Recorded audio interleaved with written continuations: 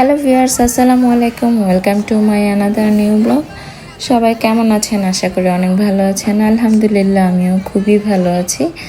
আজকে আরেকটা খুব সুন্দর ব্লগ নিয়ে চলে আসলাম। আশা করি ভিডিওর সাথেই থাকবেন। প্রথমে ট্রেনের জন্য অপেক্ষা করছিলাম। ট্রেনে করে আজকে বার্সেলোনা যাব।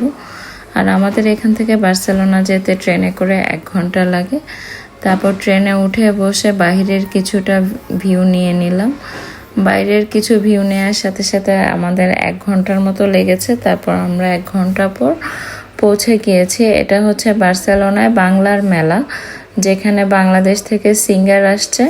সিঙ্গার 6-7 জনের মতো এসেছে। সালমা, ক্লোজাপনের সালমা, সাথী, প্রিয়াঙ্কা, রাজীব, মিঠু, এরকম বেশ কয়েকজন আসছে। তারা বাংলাদেশ থেকে এসেছে আর ইউরোপের বিভিন্ন জায়গায় প্রোগ্রাম করে কিছুদিন আগে বাংলাদেশে ব্যাক করেছে। ইতালি, তারপর হচ্ছে স্পেন, বেলজিয়াম, এরকম বেশ কিছু জায়গায় তারা পারফরমেন্স করেছে। তারপর আমাদের প্রোগ্রাম শুরু হওয়ার আগে বাচ্চাদের কিছু ডান্স ছিল। তারপর যারা উদ্যোক্তা এবং যারা গান করে তারা গান করেছে।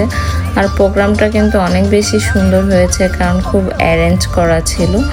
আর স্পেশালি বাচ্চাদের প্রোগ্রাম তো দেখতে এমনিও খুব ভালো লাগে। মেন সিঙ্গার গান গাওয়ার আগে এখানে কিছু নাচ গান এবং উদ্যোক্তাদের গান, যারা এসব প্রোগ্রাম পারফরমেন্স করে থাকে তারা কিছু অংশগ্রহণ করেছিল। ছোট বাচ্চাদের নাচগুলো বেশি সুন্দর আর কিউট লাগছিল, মানে এত সুন্দর করে ওরা নাচছিল। আর এখানে বাংলার মেলা বলে কথা, এটা প্রতি বছর একবার হয়। আর এখানে কিন্তু বাঙালি সব ধরনের খাওয়াই অ্যারেঞ্জ করছে, স্পেশালি ফুচকা, ঝালমুড়ি, মিষ্টি, ট্রেডিশনাল সব ধরনের খাবার ছিল। জাস্ট মেলা থেকে আপনি কিনে কিনে খাবেন। একটার পর একটা সুন্দর সুন্দর নাচ আসতেছে, আশা করি স্ক্রিনে দেখে বুঝতে পারছেন। প্রোগ্রাম কিন্তু অনেক সুন্দর হয়েছিল, তবে প্রোগ্রামটা অনেক লেটে শুরু হয়েছে, কারণ মূল সিঙ্গার গান অনেক লেটে শুরু করছে।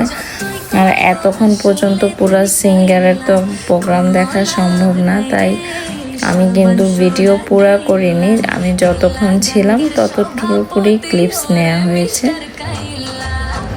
আর ওদের সবার বাচ্চাদের নাচগুলা অনেক বেশি সুন্দর লাগছে আমার কাছে। আর এত কিউট করে নাচছিল, ছোট এবং মাঝারি সব ধরনের। মোট কথা প্রোগ্রামটাতে যারা গিয়েছে আশা করি সবারই ভালো লাগবে। তবে এত বেশি মানুষ হয়েছে, চারপাশের মানুষের ভিড়ে পুরো অবস্থা খারাপ। স্ক্রিনে কতটা বোঝা যাচ্ছে জানি না, বাট অনেক বেশি ভিড় হয়েছিল। ভিড় হওয়ার পরও সুন্দর অ্যারেঞ্জমেন্টের কারণে খুব বেশি গরম লেগেছে তা না, কারণ সুন্দরভাবে চেয়ার টেয়ার বিছিয়ে অ্যারেঞ্জ করা হয়েছে। মেলাতে বিভিন্ন ধরনের খাবার উঠেছিল, তবে খাবারগুলো কিন্তু অনেক বেশি এক্সপেন্সিভ ছিল। এক্সপেন্সিভ থাকাটাও তবে স্বাভাবিক, কারণ এটা বছরে একবারই অনুষ্ঠিত হয় বাংলার মেলা নামে। আর এটা প্রতি বছরই ওরা অ্যারেঞ্জ করে। আর এই বছরে একবার স্টল বসায়, আর স্টলেরও তো প্রাইস অনেক বেশি থাকে, সেই জন্য প্রত্যেকটা খাবার অনেক এক্সপেন্সিভ থাকে। আর মেলার দিন খাবার এক্সপেন্সিভ হবে, এটা তো খুবই স্বাভাবিক। তবে কিছু কিছু খাবার এত বেশি এক্সপেন্সিভ ছিল যেটা মেলাতেও আমার কাছে পারফেক্ট মনে হচ্ছিল না, মনে হচ্ছিল অনেক বেশি প্রাইস রেখেছে। অবশ্যই স্টলের প্রাইসও কিন্তু এখানে অনেক বেশি। যারা এক একটা স্টল দিয়েছে ওদেরকে 400 থেকে 450 ইউরো করে পে করতে হয়েছে। আর এই একদিনেই যদি সে তার কিছুটা টাকা লাভ না করে তাহলে তো আর কষ্ট করে লাভ নাই, সেজন্য প্রাইস কিছুটা বেশি হবে, এটাই স্বাভাবিক। যাই হোক, আরও কিছু গান বাজনা শোনার পর কানিজ ভাবিকে বললাম যে খিদা লাগছে, ভাবি চলেন আমরা কিছু খেয়ে আসি, কারণ আমরা শুরুতেই কিন্তু খাবার খেতে চাইনি, শুরুতেই আমরা প্রোগ্রাম দেখতে বসে গেছি। তারপরে দেখেন এই জন্য ওর ক্লিপসগুলো কিন্তু একটু অন্ধকার আসছে, কারণ আমি রাতের ক্লিপস নিয়েছি। আমি যখন এসেছি তখন আমি ক্লিপস না নিয়ে তখন আমি গান বাজনা শুনেছি, তারপর খাবার খেতে চলে গেলাম। আর ট্রেডিশনাল যত ধরনের মিষ্টি পিঠা ছিল সব কিছুই ছিল, এক একটার প্রাইস 3 ইউরো করেছিল, কোনোটা 4 ইউরো, এভাবে বিভিন্ন প্রাইসের বিভিন্ন ক্যাটাগরিতে ছিল।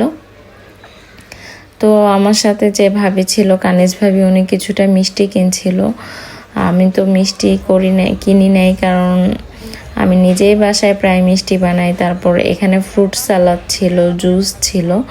তো ভাইয়াটা বলছে যে শুধু খাবারের ভিডিও করলে হবে না, আমাদের দোকানের নাম সহ ভিডিও করেন, শুধু এমনি ব্লগ করলে হবে না। পরে আমি দোকানের ব্লগটা সহ নিয়ে নিলাম। আর ছোলা ছিল, দই ছিল, চিড়া ছিল, আর প্রত্যেকটা দোকানেই প্রায় ফুচকা ছিল, কারণ প্রথমেই বলেছি বাংলার মেলা আর ট্রেডিশনাল সব কিছু থাকবে, এটাই স্বাভাবিক। তারপর আবার ওরা এখানে ভর্তার আয়োজন করেছে, পেয়ারা, আনারস, কাসুন্দি দিয়ে। এটা কিন্তু খেতে অনেক বেশি মজা লেগেছিল। আর বলেছি প্রত্যেকটা দোকানে ফুচকা ছিল, সেই ফুচকা দেখেন প্রায় জায়গায় আছে। আর গরম থাকার কারণে দইটাও প্রায় অনেক জায়গায় ছিল। তারপর ট্রেডিশনাল পিঠা, ঝাল স্ন্যাক্স, এগুলো সবই ছিল। আমরা সিঙ্গারা, রোল এগুলো খেয়েছি। আর চটপটির টেস্ট ভালো ছিল না। আর এই পিঠা, যেটা নকশি পিঠা দেখছেন, এটা অনেক বেশি মজা হয়েছিল। এটা 3 ইউরো করে নিয়েছে। তবে মেলাতে সবচেয়ে বেশি এক্সপেন্সিভ ছিল ঝালমুড়ি, যেটা কল্পনার বাইরে। এই এতটুকু ঝালমুড়ি 10 ইউরো করে নিয়েছে, বুঝতেই পারতেছেন। 10 ইউরো এই এক প্লেট ঝালমুড়ি। 1 ইউরো সমান যদি 145 টাকা হয়, 10 ইউরোতে কত টাকা পড়ছে? অনেক বেশি টাকা পড়ছে। আর এই যে সালমা চলে আসছে ক্লোজ আপ ওয়ানে, সেই ছোট্ট সালমা এখন কত বড় হয়ে গেছে। আর সে তার সেই ফেমাস গানগুলো করতেছে। আর দর্শক তো পুরা নাচানাচি করে অবস্থা খারাপ। আমি বলছি অনেক সিঙ্গার আসছে, কিন্তু আমি সবার ভিডিও ক্লিপস নিই নাই। আমি সালমার গানগুলো পর্যন্তই ছিলাম। তারপর আমি বাসায় ব্যাক করেছি, কারণ আমার বাসাতে আসতে আরও 1 ঘন্টা লাগবে। এতক্ষণ পর্যন্ত তার প্রোগ্রাম দেখা পসিবল না। সালমা ক্লোজ আপ ওয়ানে যে গানটা দিয়ে ফেমাস হয়েছে বা সবার মন জয় করেছে, সেই গানটাও কিন্তু এখানে গেয়েছে। আর সবাই অনেক এক্সাইটেড, কি যে আওয়াজ করতেছিল ওর গান শুনে, আর অনেক হাসি তামাশা করতেছিল। কারণ বছরে প্রোগ্রামটা একবারই হয়, আর এখানে যত বাঙালি আছে সব বাঙালি একসাথে হয়ে গেট টুগেদারের মতো হয়, মজা হওয়াটা স্বাভাবিক। আশা করি ভিডিও ভালো লেগেছে। আজকের জন্য আল্লাহ হাফেজ।